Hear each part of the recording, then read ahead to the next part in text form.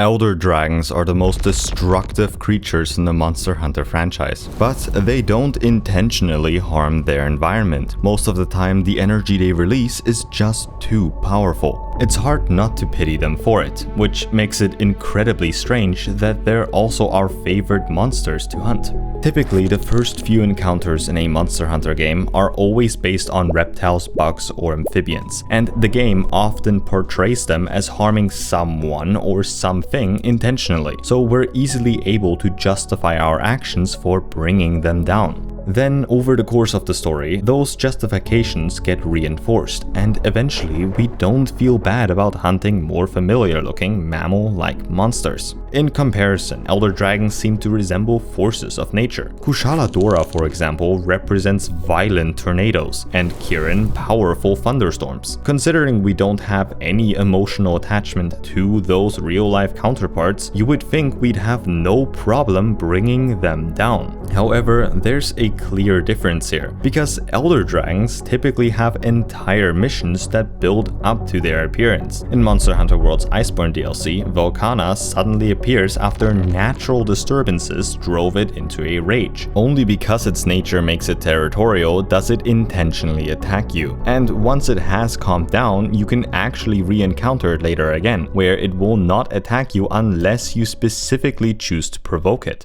These quests teach us about Elder Dragons more than any other monster in the game. We learn that they're one of the oldest creatures to exist, and they slowly start feeling less like in-game bosses. It happens because we classify them as charismatic megafauna, a term from the 20th century that describes popular animals used by conservationists to gain public support. When we see a Rathian limp back to her nest while protecting her eggs, she starts feeling more like a real animal we can emotionally connect to, and Elder Dragons evoke that same feeling, but because they're far rarer, those moments feel much more significant. Lunastra, for example, shows up in Monster Hunter World to mate with a Teostra. The game makes it clear that this is a rare phenomenon, but because their combined energy will cause catastrophic harm, we still need to bring them down. Since Lunastra is also one of the more challenging fights in the game, we naturally repeat it quite frequently, and continue doing so until we're able to predict its attacks and move accordingly. It feels incredibly unfair to hunt them for simply trying to engage in normal animal behavior. Yet, after we finally defeat it, and later re-encounter it again when it engages in something like a turf war, we also begin to suddenly respect their immense power. And through those reflections, it becomes normal for us to wear their armor or even use their weapon, to sort of show our appreciation for them. Though, at the same time, that's also somewhat bizarre, because it means we're proudly wearing the corpse of a creature we just felt pity for.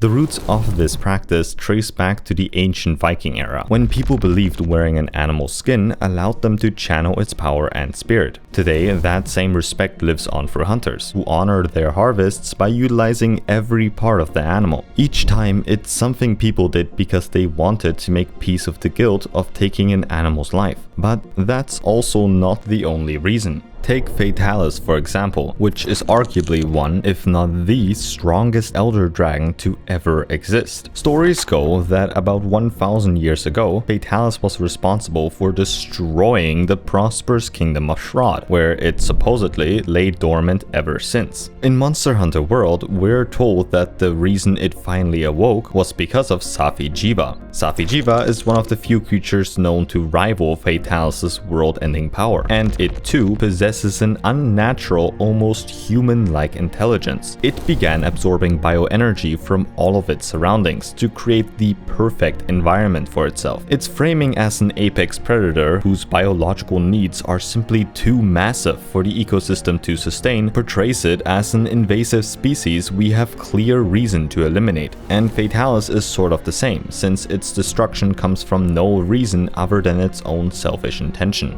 There is, however, one other dangerous first-class monster that also appears in response to Safi'jiiva, Alatreon. Alatreon is normally highly reclusive, and it only arrived in the secluded valley because its aggressive territorial instincts drove it to eliminate Safi'jiiva as a rival predator. But because its actions inadvertently also prevent Safi'jiiva from wiping out the ecosystem, we see Alatreon as both a hero and a villain, which is why when we fight it, it, there's still a hint of partial guilt lingering within us. But there's actually another reason for why we might not choose to pity an Elder Dragon. We already talked slightly about Kushala Daora, but it's also somewhat infamous for being very annoying to fight, because its wind-based attacks basically knock you back so much that you essentially cannot attack it anymore. In Monster Hunter Rise, this fight was reworked, and because of that, players tend to prefer this version of Kushala Daora. However, Rise also removes a lot of Monster Hunter World's ecology, where, for example, Elder Dragons no longer wait for you to attack them, but instead charge at you directly. This was sort of reintroduced in Monster Hunter Wilds, but the game also removed the need to track monsters before being able to see their location on the map. It's a good feature, but it does take away from the world building and makes hunts feel much more streamlined. And more importantly, by doing so, the game also removes the choice you had to make of deciding when to engage in a battle, meaning that your justification for fighting a monster becomes as simple as self-defense.